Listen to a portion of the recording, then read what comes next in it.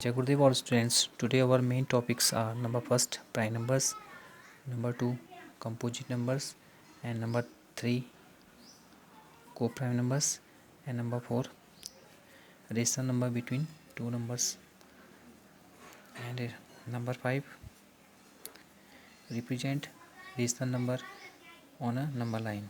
Now I will define one by one. Now first prime number. Numbers which have only two factors, one and the number itself are called prime numbers. ये ऐसे number होते हैं जिनके सिर्फ to he factor होते हैं. जैसे example 2, 3, 5, 7, 11, 13, 19 etcetera. अगर हम 1 से लेकर 100 तक प्राइम नंबर्स की बात करें तो 25 प्राइम नंबर्स होते हैं, जिनमें से 2, 3, 5, 7, 11, 13, 17, 19, 23, 29, 31, 37, 41, 43, 47, 53, 59, 61, 67, 71, 73, 79, 83, 89, 97. अगर हम इनको काउंट करें तो ये टोटल 25 होते हैं. 2 एक ऐसा नंबर होता है जो इवन प्राइम नंबर होता है. बाकी जो भी नंबर्स होते हैं वो सब ऑड प्राइम नंबर्स होते हैं. अब बात आती है कि प्राइम नंबर्स के फैक्टर 2 कैसे होते हैं. सपोज हमारे पास यहाँ पे 2 एक इवन नंबर है. अगर हम इसके फैक्टर निकालेंगे तो हमें सिर्फ 2 ही फैक्टर मिलेंगे, 1 और 2. और 19 के फैक्टर निकालेंगे तो 1 और 19. तो इसके 2 फैक्टर्स हैं. Next composite numbers. Numbers which have more than 2 factors are composite number. ऐसे नंबर जिनके 2 से ज़्यादा फैक्टर होते हैं उसे कंपोजिट नंबर कहते हैं. जैसे 4, 6, 9, 10, 12, 18, 20 and we can write to infinity. Now we can understand it by examples. Now suppose we have number 4. If you find the factor of this number we will get 1, 2, 4. Now here more than 2 factors, so we can say 4 is composite number. If you find the factors of 20 we will get 1, 2, 4, 5, 10, 20. Here the factors are more than 2, so we can say 20 is composite number. Now next co-prime numbers. Number which do not have any common factor between them other than 1 are called co-prime numbers. ऐसे numbers जिनके बीच में only 1 common factor होता है. जैसे 1 और 2 के बीच में सिर्फ 1 ही कॉमन फैक्टर है. 1 और 3 के बीच में भी 1 कॉमन फैक्टर है. 3 और 4 के बीच में भी सिर्फ 1 के अलावा कोई कॉमन फैक्टर नहीं होता है. 3 और 10 के बीच में भी 1 और 1 के अलावा कोई कॉमन फैक्टर नहीं होता है. 3 और 8 के बीच में 1 के अलावा कोई कॉमन फैक्टर नहीं होता है. 12 और 23 के बीच में भी 1 के अलावा कोई और कॉमन फैक्टर नहीं होता है. तो यहाँ पे हम एग्जांपल से समझते हैं कि 3 के फैक्टर निकालेंगे तो 3 के फैक्टर 1 और 3 आता है. और 4 का जो फैक्टर होते हैं 1, 2, 2. तो इसमें जो हाईएस्ट कॉमन फैक्टर है वो ओनली 1 है. तो इन 3 और 4 के बीच में सिर्फ एक ही कॉमन फैक्टर है, तो इसलिए हम 3 और 4 को एक कोप्राइम नंबर कह सकते हैं. नेक्स्ट आता है rational number between two numbers. तो रेशनल नंबर्स को निकालने के लिए हमारे पास 3 केस होते हैं. Number case 1, case 2, case 3. Case 1 में when denominator is not given. जब किसी रेशनल नंबर में डिनोमिनेटर नहीं दिया होता है. केस नंबर 2 जब denominator is different. When denominator is different यानी कि जब आपके रेशनल नंबर में डिनोमिनेटर अलग अलग दिया होता है. Case number 3 when denominator is same यानी कि जब रेशनल नंबर में हमें डिनोमिनेटर सेम दिया होता है. आइए हम इन्हें 1 बाय 1 एग्जाम्पल की तरह समझते हैं. फर्स्ट केस जब हमें डिनोमिनेटर गिवन नहीं होता है तो फर्स्ट हम क्या करते हैं, इसकी डिनोमिनेटर में 1 1 ले लेते हैं. ठीक. इसके बाद हम क्या करते हैं, इसको इन 2 रेशनल नंबर्स को 1 से लेके इन्फिनिटी तक किसी भी नंबर से मल्टीप्लाई करके इसके बीच के रेशनल नंबर निकाल सकते हैं. यानी कि अगर हम 2 रेशनल नंबर की बात करें तो इनके बीच में जो है इनफाइनाइट रेशनल नंबर निकालते हैं. सपोज मैं इसके न्यूमरेटर और डिनोमिनेटर को 10 से इंटू करूँ तो मैं यहाँ पे फर्स्ट रेशनल नंबर जो होगा 30/10 मिलेगा और सेकेंड नंबर 40/10. तो हम इसके बीच के रेशनल नंबर फाइंड कर सकते हैं. Now first 31/10, 32/10, 33/10, 34/10 and we can write up to 40. सो ये तो फर्स्ट केज है. सेकेंड केज जब हमें डिनोमिनेटर डिफरेंट गिवन होता है तो इस केज में क्या करते हैं कि हम जैसे फर्स्ट रेशनल नंबर को हम पहले लिख लेते हैं और उसको सेकेंड रेशनल नंबर के डिनोमिनेटर से इंटू कर देते हैं न्यूमरेटर और डिनोमिनेटर में, और जो सेकंड रेशनल नंबर होता है उसको हम फर्स्ट के डिनोमिनेटर से मल्टीप्लाई कर लेते हैं। इससे क्या होता है कि इनके डिनोमिनेटर सेम हो जाते हैं, 20/30। तो इस तरह से हमें फर्स्ट नंबर मिला 18/30 और सेकेंड नंबर हमें मिला 20/30। तो हम इसके बीच के सारे रेशनल नंबर लिख सकते हैं। अगर हमें इसके बीच के ज़्यादा नंबर निकालने हैं तो हम इनको 10 से इंटू कर सकते हैं।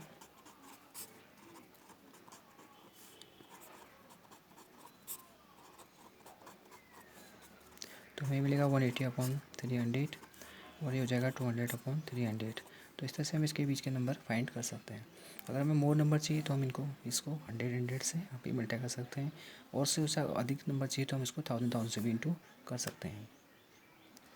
Case third, when denominator same, जब डिनोमीटर सेम होते हैं तो इस केस में हम 1 से लेकर इन्फिनिटी किसी भी नंबर से इसकी न्यूमरेटर और डिनोमीटर को दोनों रेशनल नंबर को मल्टीप्लाई कर सकते हैं। सपोज हम इसको 10 से इंटू करें न्यूमरेटर और डिनोमीटर को, तो इस नंबर को भी 10 और से मल्टीप्लाई करें तो हमें यहाँ पे नंबर मिलेगा 30/50 और यहाँ पे 40/50। तो हम इसके बीच के सारे नंबर लिख सकते हैं, जैसे 30/50, 30/50, 32/50, ऐसे जाके हम 40/50 तक लिख सकते हैं। तो इस तरह से हम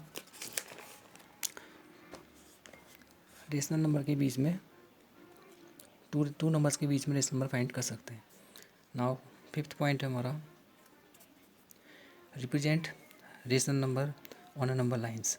हमें एक लाइन पे रेशनल नंबर को रिप्रेजेंट करना है। तो इसमें भी आपके तरीके बनते हैं। सबसे अगर हमें पॉजिटिव रेशनल नंबर गिवन है तो हम उसको कैसे नंबर लाइन में रिप्रेजेंट करेंगे। अगर हमें नेगेटिव रेशनल नंबर है तो हम उसको कैसे नंबर लाइन में रिप्रेजेंट करते हैं। अगर हमारे पास दोनों नंबर एक साथ एक ही बहुत सारे कलेक्शन में, यानी कि उसमें नेगेटिव नंबर भी हैं पॉजिटिव नंबर भी हैं, तो हमें रिप्रेजेंट करना है तो उसको कैसे करेंगे, इसमें हम सीखते हैं 1 बाय 1। नाउ फर्स्ट केस, अगर हमें रेशनल नंबर पॉजिटिव में गिवन है तो इसमें सबसे पहले हम एक नंबर लाइन ड्रॉ कर लेते हैं। ये एक नंबर लाइन है, इसके लेफ्ट में एक मार्क कर लेंगे हम 0, और उसके बाद हम क्या करते हैं कि जो हमें रेशनल नंबर गिवन होता है उसके डिनोमिनेटर को चेक कर लेंगे।